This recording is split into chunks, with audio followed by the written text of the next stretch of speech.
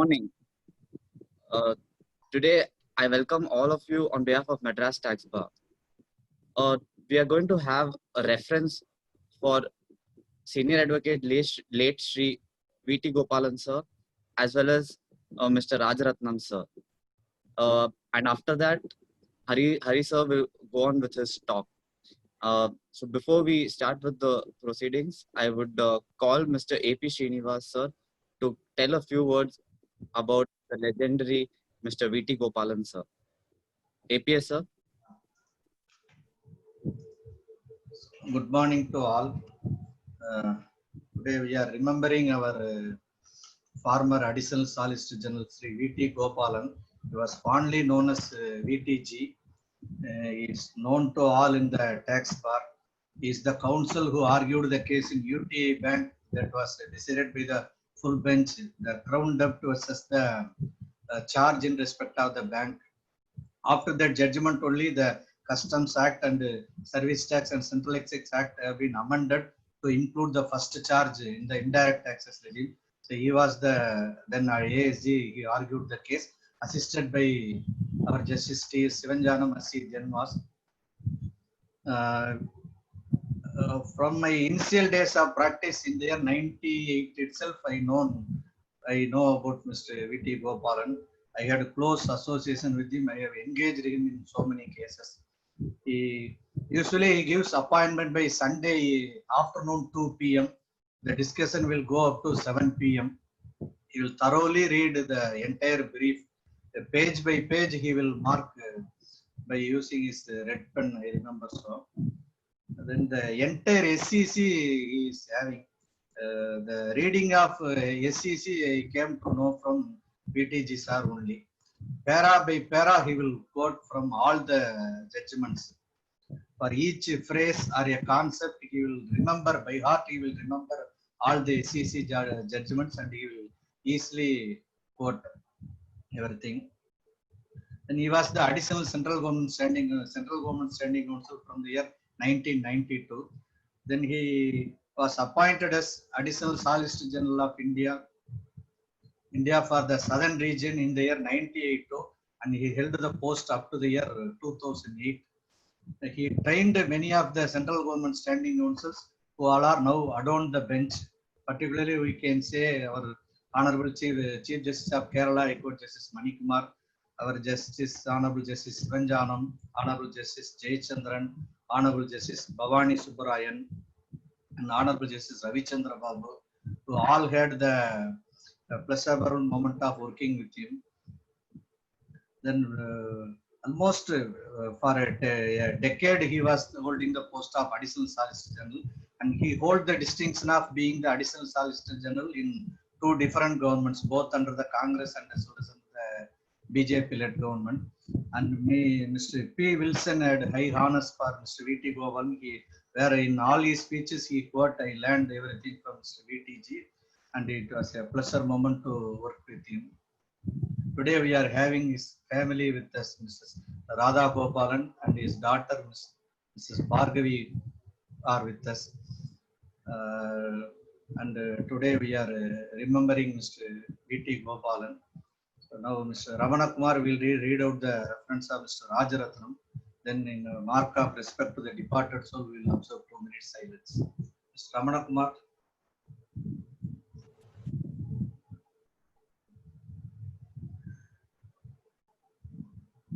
Unmute. Ramana Kumar sir, kindly unmute sir. Yeah, I am unmuted now. You are able to Yes hear sir, me? yes sir. This is a very solemn occasion where we are meeting, especially to pay respects to late Mr. Rajaratnam.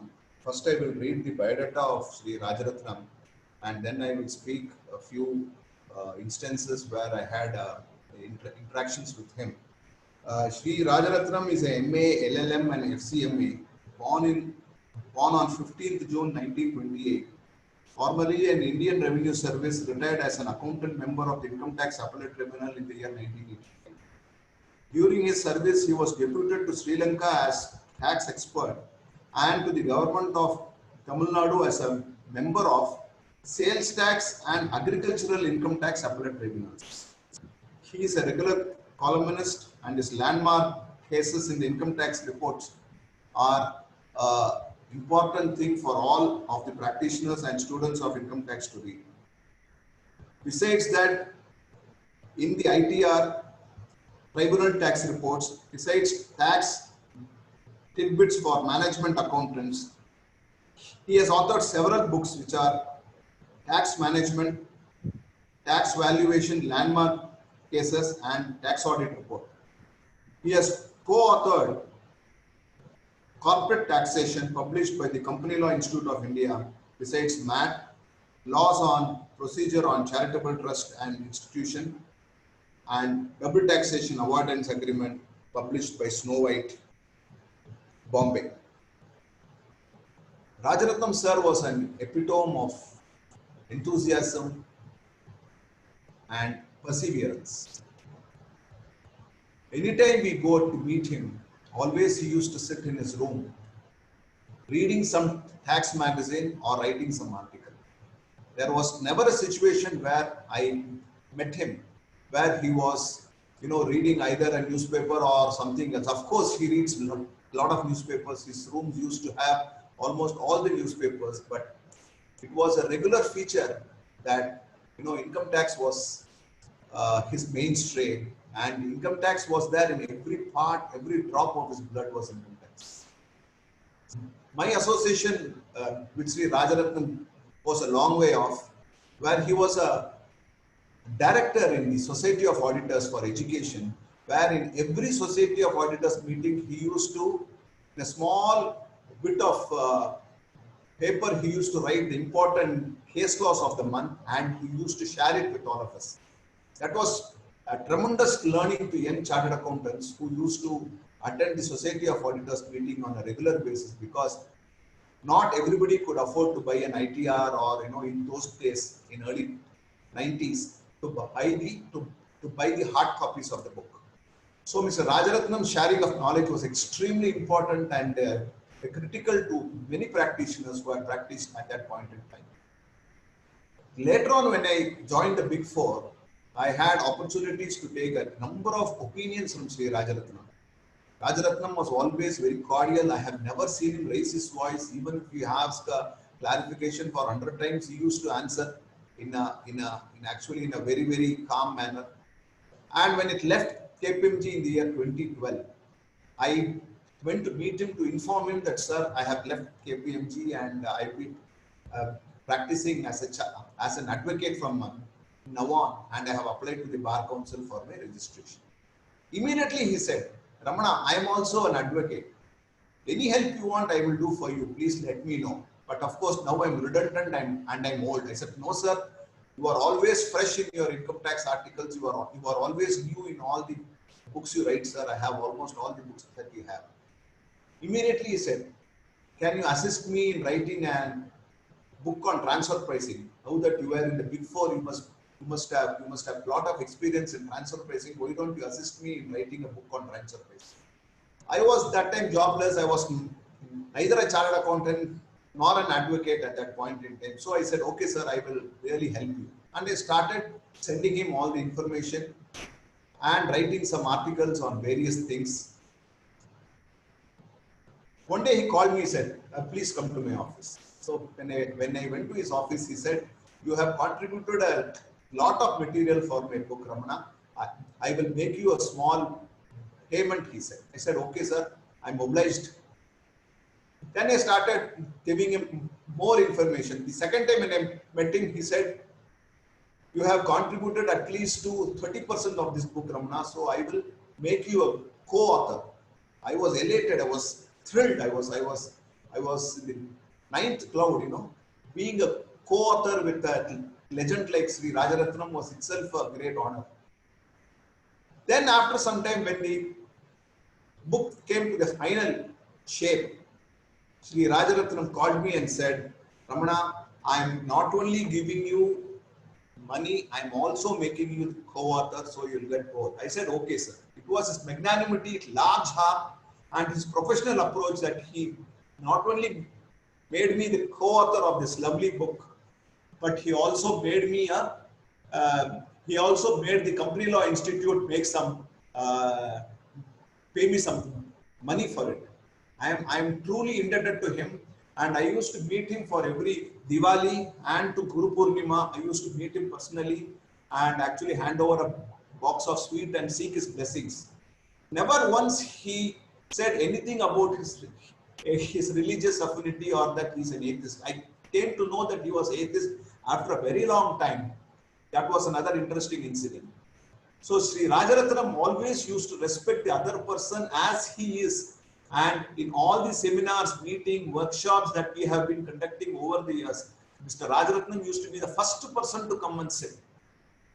And he used to attend for the full session. If we had to go in between, he had the courtesy and he had the humbleness to call any one of us and say that I have another appointment, I have to leave at 12 o'clock or 1 o'clock, I will leave like that. He will say beforehand.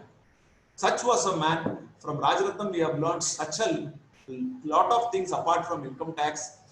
And this loss is a tremendous loss to us. In fact, I have received the photographs of the final of his final journey from the hospital. It was really horrifying to see such a great man, you know, with nobody nearby, and his body was in a stretcher, completely strapped in a polythene cover, except his face was visible from this thing. I have those photographs with me. It was so, what to say, heartening to see that. And this man could have, the God had other plans for him. If it was a normal situation, I'm sure that all the professionals, whether direct, indirect, anybody, indirect tax, anybody would have definitely paid that last homage to the great soul. He not only taught us income tax, he not only made me a co-author in his lovely book, but also he taught us that enthusiasm should not die at all. Even in 92 years, I was told that a week, last week he was in the hospital. He was in the hospital for about 1 week. Before that also, he was writing articles, is what he said. The Jaya Madam told me that he was, writing articles at that point in time also. Even the last minute, he was reading the latest ITRs for the latest. That was his thirst for knowledge. If we all try to imbibe even a fraction of his enthusiasm, fraction of his dedication, fraction of his love for the subject, we will be very successful, is what I thought. And I pay my respects to the great soul. And I'm sure if there is a place called heaven, Mr. Rajaratnam will already be there, and he would be talking about the Indian income tax to all the people in heaven. Thank you. Thank you, sir. So before we move on to pay our respects to the legends, I would call upon Mrs. Bhargavi Gopalan to tell a few words about the great Mr. V.T. Gopalan, sir.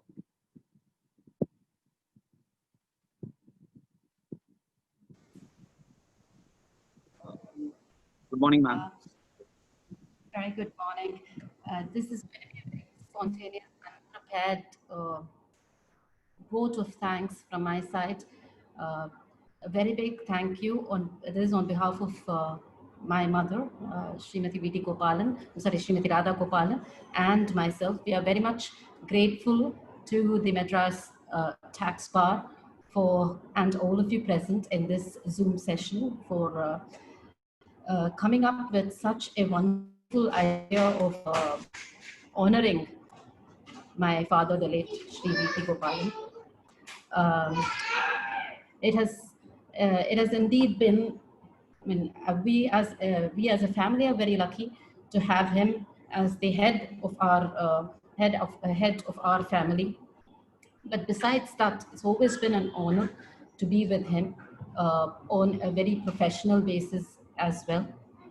A person with a great integrity, one who is very hardworking, and as was very beautifully put by Mr. Srinivas, he is an encyclopedia of all the Supreme Court judgments. So you just have to ask him for a citation on any topic, not just tax or be it intellectual property, or be it company law, be it anything, be it motor vehicles, be it a constitution law, anything. You just have to ask him, Appa, is there a citation, sir? Is there a citation that you can think of at the moment for this? And it would just come in a snap of the fingers, you know. I mean, it would just come to you in a jiffy. That is the level of hard work that had been put in by him. In fact, I do not want to mention the case in which he had appeared, which was a landmark case that led to him becoming the Additional Solicitor General of India, because of the very sensitive political nature of the case. But then that case, which was of course a tax-based case, was the case that was the turning point for him in his career. And it is very overwhelming and very heartwarming to see that so many people remember him on this occasion. Thank you very much, Madras Tax Bar, for remembering him and honoring him on this occasion. Thank you. Thank you very much, ma'am. I request all the participants, in order to honor the legends and in order to pay our tributes to them, we shall maintain 2 minutes silence in memory of the great Mr. V.T. Gopalan sir and Mr. Rajaratnam sir. Thank you.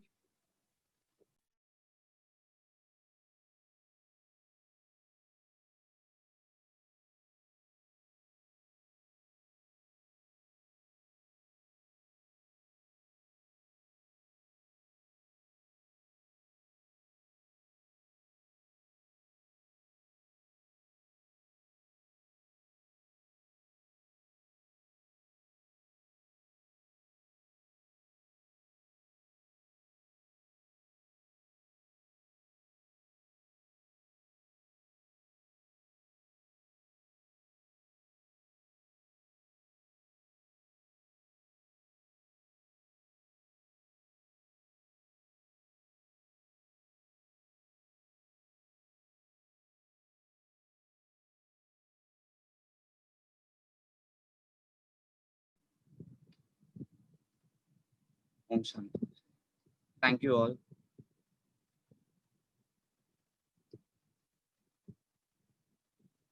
I call upon Mr. APS sir to kindly. Thanks to all the members who have assembled today and the family of Mr. V.T. Gopalan and the friends of Mr. Rajaratnam. So now we'll move on to our technical session, where today Mr. Hari Radhakrishnan will address us on the recent judgment of our Madras High Court. It is also one of the learning issues in GST. In GST, almost all the issues are relevant. As it became a new law, all the provisions are now tested, and there are contra judgments are coming. Of course, one judgment is in favor of the assessee side and one judgment is in favor of the department side. And in fact, one case is pending between us. Hari Radhakrishnan is the petitioner and I am defending the department. As for the present, it is covered by our High Court judgment. So I said once Hari posted this message in the group, I said, sir, I am going to mention the case and bring it for immediate hearing. Then Hari said, no, there are a lot of points to be discussed there. Some points are missed to raise by the council in that case. So therefore, the idea came to invite Mr. Hari Radhakrishnan to address on this issue, and we are having Hari Radhakrishnan with us. So I request Mr. Hari Radhakrishnan to give his lecture on this issue. Welcome. Thank you, sir. Before I unmute Hari sir, once Hari sir finishes his talk, we can have an open discussion round about this topic, which is the burning issue, as APS sir has rightly put. So I thank once again for all of us, for all of you to join us today, and I call upon Mr. Hari sir to kindly present his talk. Yeah. Good morning, one. Good morning, all. It's actually a very wonderful occasion to be present today and remembering two great souls. Thank you, MTB, for organizing this. And thank you all for giving me this opportunity to present this topic. So Natarajan sir has also warned me that we have to be careful about APS sir. APS sir வந்து போட்டு வாங்குறாரு. So case வரும்போது இதான் பேசுவான் அப்படின்னு சொல்லி போட்டு வாங்குறாரு. Right, okay. So I will try to share whatever little I have studied about this subject in the hope that I'm able to at least try to get an adjournment on Monday. My case on this issue is coming up before the first court on Monday, and I'll be praying for an adjournment. Hope revenue helps the assessees councils at least for getting adjournment, nothing else. So coming yes sir. So coming to the topic at hand, it was a shock when Natarajan sir posted in the group about the recent Madras High Court judgment, because till then, as APS sir said, there was Bombay High Court decision which was against the assessees, and but the majority, if a rule of majority is to be applied, then Delhi, Punjab, Madhya Pradesh, Guwahati, even Karnataka have all held that this is to be considered as directory and not mandatory. That is a time limit for transitioning credit from the erstwhile regime into the GST regime. But now this decision of the Honorable High Court of Madras, which was delivered on 13/7/2020, that is last week, in the case of PR Money Electronics. Those of you want to note down, it is petition number 8890 of 2020. So in this decision, the Honorable first bench had occasion to consider the mandatory or directory nature of Rule 117 of the GST rules, which prescribes a time limit for transitioning the credit from the erstwhile regime into the GST regime. So before we go into the judgment, just 2 points, the facts which were before the Honorable Court, were that one, the constitutional validity of Rule 117, though it was pleaded for in the writ petition, it was not pressed by the Assessee Council. Therefore, the Honorable Court did not go into the constitutionality or whether it was intra vires the Parent Act, but only went into the question whether it is directory or mandatory. That is one important point. The second important point in this case is that in this case, the assessee had difficulties in uploading the Tran 1 online, and therefore went to his assessing officer and filed the application manually by a covering letter which was acknowledged, where he said that I have difficulties in filing it online, and therefore I'm filing it manually, kindly help me. And this is also on record, the department acknowledged this manual Tran 1. So this is a case where admittedly the assessee was not sleeping over his rights, even if the revenue were to say that he has come before the court belatedly. He has approached the assessing officer, informed that he is not able to file online, and then filed it manually. So these are the 2 facts which, in my humble opinion, are crucial to discuss this issue. Now, let us see why the Honorable High Court said that this provision contained in Rule 117 is directory and not mandatory. Sorry, mandatory, not directory, the other way around. So the High Court mainly was guided by the recent amendment to Section 140, which was inserted by way of the notification 43/2020 dated 16/5/2020, whereas all of you know Section 140 subclause 1 was retrospectively amended, where the provisions within such time and in such manner as may be prescribed was inserted in Section 140. Prior to that, only the section read that in such manner as may be prescribed. And the rule which was framed in terms of Section 140 and Section 164 just said that the time limit is 90 days. Now, by this retrospective amendment to Section 141, the provisions were amended to read that the Tran 1 has to be filed within such time and in such manner as may be prescribed. So, in other words, the legislature, by way of a retrospective amendment, gave ample power to the subordinate legislature or subordinate legislation or the rulemaking authority to prescribe a time limit for the purpose of filing the Tran 1 credit. So, the High Court said this is an open and shut case. You said Rule 117 is not in conformity with Section 140, whereas now Section 140 has been retrospectively amended to say that within such time and in such manner as may be prescribed. So, therefore, the rulemaking authority has the power to prescribe the time limit, as it is clear from the retrospective amendment.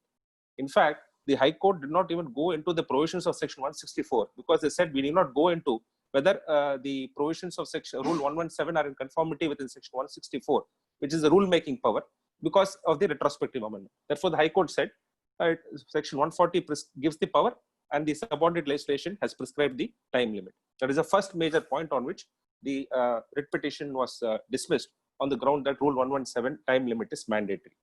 The second reason why the High Court had held that it is mandatory was it had relied upon two decisions of the Honorable Supreme Court in the case of Jayam and Company and ALD Automotive.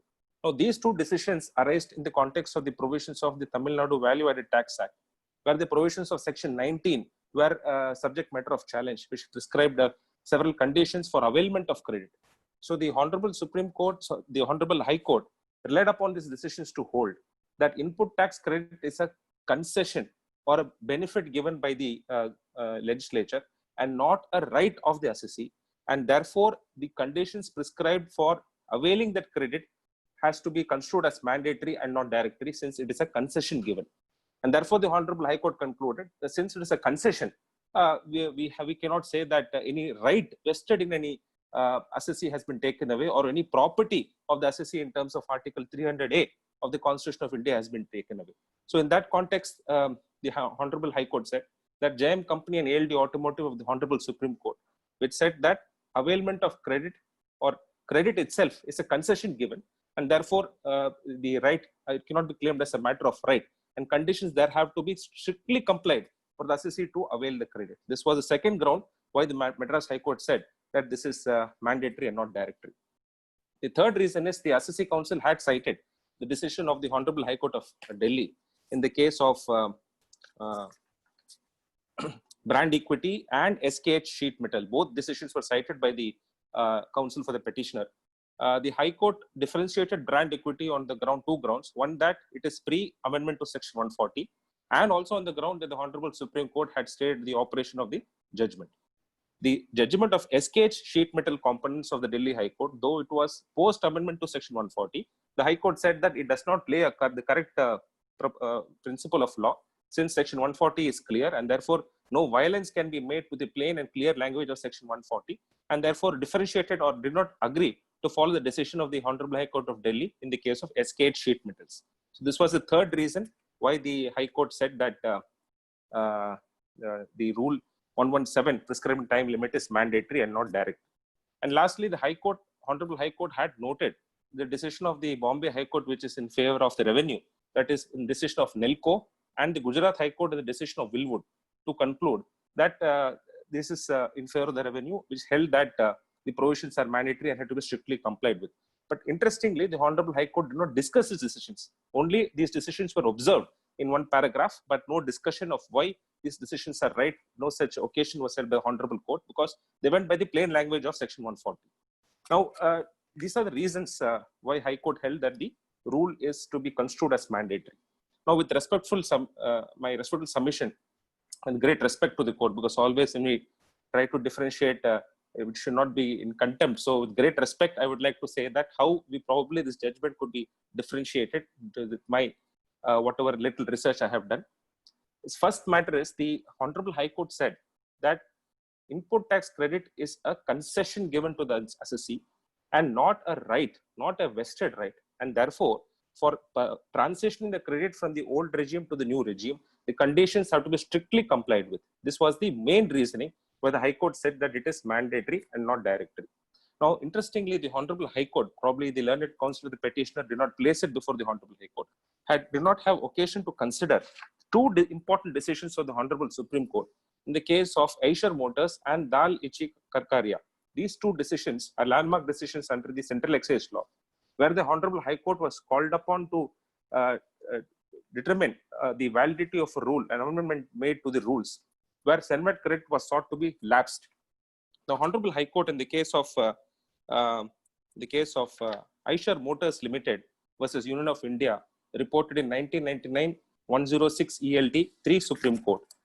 There, the facts of the case in the case of Eicher Motors Limited was regarding the challenge made to Subrule 4A of Rule 57F of the erstwhile Central Excise Rules, which sought to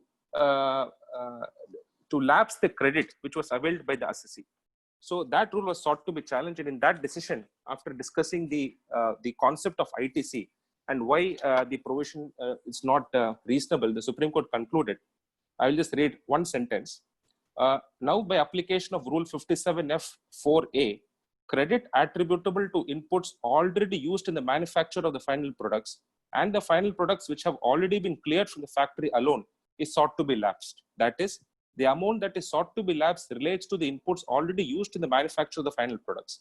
But the final products have already been cleared from the factory before 16/3/95. Thus, the right to the credit becomes absolute at any rate when the inputs used in the manufacture of the final product. The basic postulate that the scheme is merely being altered and therefore does not have any retrospective or retroactive effect submitted on behalf of the state does not appeal to it. As pointed out by us, when on the strength of rules available, certain acts have been done by the parties concerned, incidents following thereto must take place in accordance with the scheme under which the duty has been paid on the manufactured products. And if situation is sought to be altered, necessarily it follows that the right which had accrued to a party, such as availability of a scheme, is affected, and in particular, it loses sight of the fact that the provision of facility of credit is as good as tax paid till tax is adjusted on future goods on the basis of several commitments which should have been made by the assessees concerned. Therefore, the scheme sought to be introduced cannot be made applicable to the goods which have already come into existence in respect of the earlier scheme. There is one decision where they said that once the right has accrued to the assessee, it cannot be taken away. More importantly, in the case of Daiichi Karkaria, also Supreme Court was called upon to decide the validity of an amendment made to the central excise rules, where the Supreme Court said that it is clear from these rules as we read them that the manufacturer obtains credit for the excise duty paid on raw materials to be used by him in production of an excisable product. Immediately it makes the requisition declaration and obtains an acknowledgement. It is entitled to use the credit at any time thereafter when making payment of excise duty on the excisable product. There is no provision in the rules which provides for reversal of the credit by the excise authorities except where it has been illegally or irregularly taken, in which event it stands cancelled or if utilized has to be paid for. We are here really concerned with the credit that has been validly taken and its benefit is available to the manufacturer without any limitation in time. Otherwise, unless the manufacturer itself chooses not to use the raw material in its excisable product, the credit is therefore indefeasible. So this is the two judgments Supreme Court where they said that when the credit is validly taken after complying with the relevant rule, in this case the CENVAT credit rules or the central excise rules as it stood earlier, once the credit is validly taken by the assessee after satisfying the conditions mentioned in the CENVAT credit rules, then that credit taken becomes indefeasible and no law subsequently can take away that vested right of the assessee. That is what the implication or the underlying principle of the two decisions of Supreme Court is. Now, applying these two decisions to the present case, the Honorable High Court in the recent ruling said that credit is a concession and not a vested right. With great respect, the Honorable Supreme Court, Honorable High Court was probably guided by the fact under the ITs and the TN VAT Act, these two judgments, that is JM and Company and ALD Automotive, where it was question of availment of credit, which is the initial stage, threshold stage. So at the threshold stage for availing the credit, there are certain conditions to be fulfilled by law. Now, those conditions were held to be mandatory because the Supreme Court felt that this is a question of availment and availment has to be strictly complied. Yes, to that extent, even that is in conformity with our argument. Our argument is that I had availed the credit validly after satisfying all the conditions in the erstwhile tax regime. Once I have satisfied all the conditions and availed the credit, then that credit becomes indefeasible. Therefore, there are two stages. First stage is availment, second stage is transitioning. Now, the question is whether there was an irregularity or illegality in availment. If yes, then yes, I cannot claim transitioning. If I can establish that there was no illegality or no irregularity, then that credit which I have availed becomes a vested right of the assessee in light of the two Supreme Court decisions above. To that extent, in fact, the JM and Company ALD Automotive are in favor of the assessee to the extent that, yes, I have to satisfy all the conditions which I have done. That is my first respectful contention. The second point which I'd like to say is that the Honorable High Court, interestingly, relies upon the provisions of Section 16(4) of the CGST Act to draw a conclusion that the availment of credit, the mandatory conditions have to be followed. Again, great respect, the Honorable High Court probably was, I will not say use the word confused, it will be content. So probably I will say the Honorable High Court was probably not guided or was not, the Petitioner Council probably did not put forward this distinction between availment of credit and its transitioning, the credit validly availed, transitioning that credit.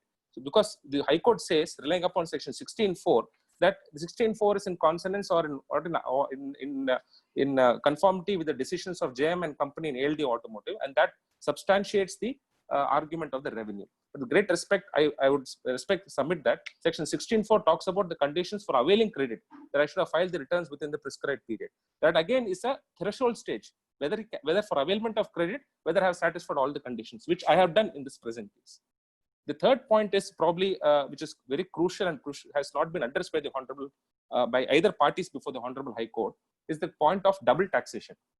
Now, essentially, even from the statements of objects and reasons of the constitutional 122nd Amendment Bill, the objects and reasons are that GST is being introduced to bring in a common system of taxation and to prevent cascading effect of taxes.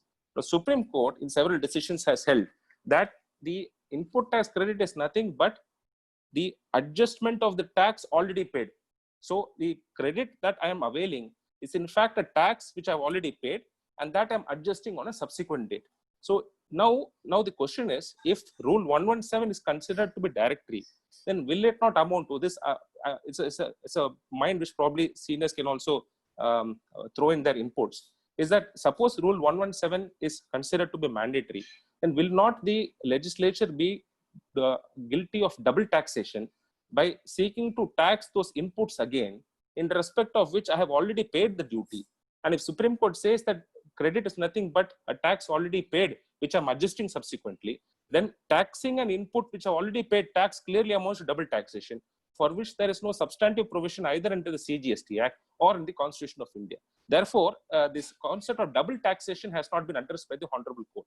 Yes, I may have not filed the Tran 1 within the prescribed time limit for various reasons. But the question is, yes, what is the next consequence? Can you tax the input again in respect of which I have already taken the credit, which I already have paid the duty, and that portion is contrary to the statement of objects and reasons mentioned in the 126th Amendment Bill. Without authority of law, it cannot be taxed. Even in the case of reimbursable expenses, in the case of Intercontinental, the Supreme Court said there has to be a provision to tax, merely because the rules provide for it.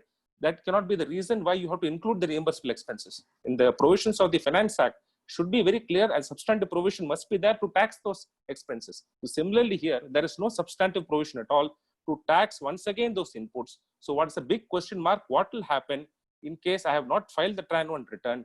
It will not amount to double taxation. So this point, which is also highlighted in the 122nd Amendment Bill, probably needs to be addressed by the Honorable Court. So the scheme of double taxation has to be addressed. Then also, very interestingly, Madras High Court had relied upon or quoted, I will not say relied upon, but quoted the two decisions of Nelco and Willwood. Nelco by Bombay High Court, Willwood by Gujarat High Court. Now in Nelco and Willwood, interestingly, the High Court said that there is an overriding public interest. Now the question, the legitimate expectation and promissory estoppel principles can also be applied in the legislative field also. That is a settled proposition of law. There are several decisions that legitimate expectation and promissory estoppel do not apply only to administrative actions of the state, but also to legislative actions, and therefore that can be questioned if a legitimate expectation or a promissory estoppel principle has been violated. Only exception to this rule is that there has to be an overriding public interest. Therefore, even if the legislature or the state has promised you something, they can take it away if there is an overriding public interest. Now, these two high courts, Bombay High Court and Gujarat High Court, they have held that there is an overriding public interest. And to support that, they say that there has to be certainty in tax administration, and that in matters relating to preparation of estimate and budgetary allocations, government will have to plan. Therefore, that is the reason that they have introduced these time limits. It's great respect. Again, applying the Supreme Court decision, there is nothing for the government to plan. What little I know, subject to corrections if anybody has got a contrary view. Already, these are inputs on which tax has been paid. Government has collected that tax. So government is conscious of the fact that it has collected tax over a particular product manufactured or supplied by a particular person.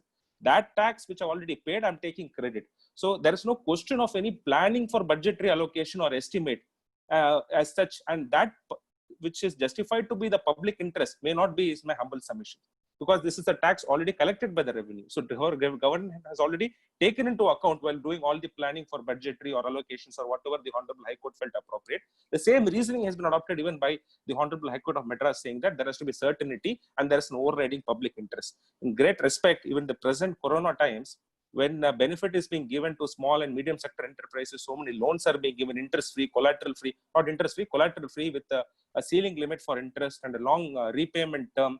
If this is a case, there cannot be any better case than this case where the government can show some magnanimity and say, yes, we are permitting try and win credit. After all, it is the tax already you have paid. So in the interest of the trade, interest of the Indian economy, we permit the transition of this credit. This would be, I would say, would be a master stroke by the government if this is done. But the reasoning by the Honorable High Courts of Bombay and Gujarat that this was done for planning purpose, so that the budgetary could be planned, estimates could be planned. That's why we're having the time limit, in my respectful submission, may not be the correct reason. Now, the last point which I'd like to make on this issue is the case of the Honorable, yes, Natarajan sir has also said that it has been, Wilwood has been later distinguished by Gujarat High Court itself in another case, in the case of Siddharth Enterprises was a nodal officer, where an elaborate discussion was made saying that it is a vested right and cannot be taken away. Thank you, Natarajan sir, for that input. Now, in Adfert Technologies by the Punjab and Haryana High Court, again, where it said that it is a directory provision because it is a vested right of the assessee, Revenue had filed an SLP before the Honorable Supreme Court, which was dismissed. The dismissal order said, in the facts and circumstances of the case, we see no reason to interfere under Article 136 of the Constitution. So probably it may be a summary disposal. APSR, I think, summary disposal. Revenue may say there is no detailed discussion. But the fact remains that there is at least one Supreme Court judgment in favor of the assessees where the SLP has been dismissed. So even if you see the rule of majority, more high courts have held in favor of assessees. If that rule could be legally acceptable, the decisions are in favor. So for these reasons, I would respectfully submit that the decision of the Honorable High Court of Madras would require a review. If the lordships feel that in the larger interest of the trade and the assessees who are before the Honorable High Court, since a batch is pending, if this matter could be reheard, threadbare, take into account all these facts, then I would feel that we would feel more satisfied as assessee councils in this matter. But since these points have not been discussed, maybe there may be other points which my learned seniors and friends can supplement. Yes, as rightly put out, the principle of reasonableness is there, Article 14, Krishan sir has said, which is also applicable. That's in fact, the principle of legitimate expectation and promissory estoppel also are based upon the principles of Article 14. So these are the points probably the High Court could consider either rehearing the matter or if the High Court is open to refer to the matter to a larger bench for hearing this issue, if that is possible procedurally, then that would help in bringing a clarity to the subject. So I think these are the only points which require discussion in my humble submission. If seniors can take over and then we can have a discussion on this, we can have an interactive session.